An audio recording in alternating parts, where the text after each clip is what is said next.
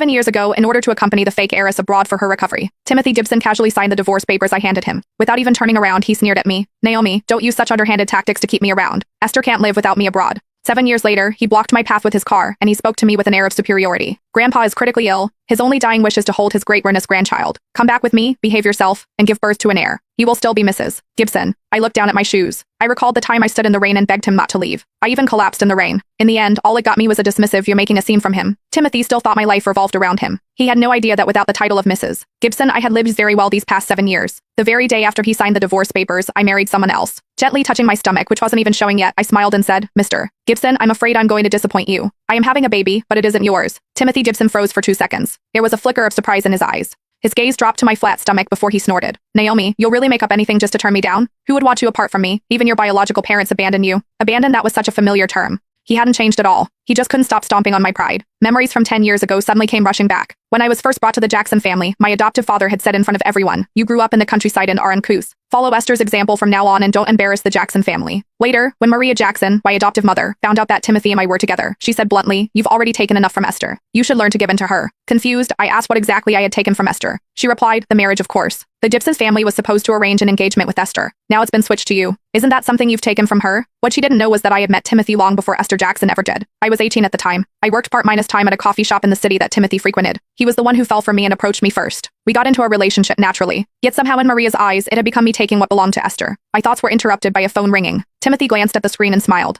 He deliberately put the call on speakerphone. Maria's voice came through the phone. She sounded somewhat demanding. "Timothy, have you found that ungrateful girl yet? Bring her back immediately. Esther just returned to the country. She wants that specialty cake from the bakery back in our old hometown. Pick one up on your way back." Timothy answered with a simple "okay." After hanging up, he turned to face me. "You heard her, didn't you? Go back, apologize, and give birth to a Gibson heir. You'll still be Mrs. Gibson, and you'll still be the rightful heiress of the Jackson family." He made those two things sound like something I should be immensely grateful for. I looked at him and suddenly found the whole thing amusing. "Mr. Gibson, I'm married. I married someone else the day after our divorce 7 years ago." I reached into my purse, pulled out an ultrasound report, and tossed it through his open car window. "For the past 7 years, I've had nothing to do with the Jackson family. I have no obligation to give you an heir. Don't come looking for me again." After saying that, I turned around and walked away. There was silence behind me for a few seconds. Then came the sound of a car door opening. "Naomi." I could hear Timothy running after me. He sounded a little irritated. I didn't look back. Instead, I quickened my pace and turned into a nearby alley. His footsteps faded behind me. I knew his temper well. He had always been too proud to chase someone down the street. A few seconds later, his phone rang again. Esther's weak, delicate voice came through. "Timothy, my chest hurts. Can you come back soon?" Timothy was silent for 2 seconds.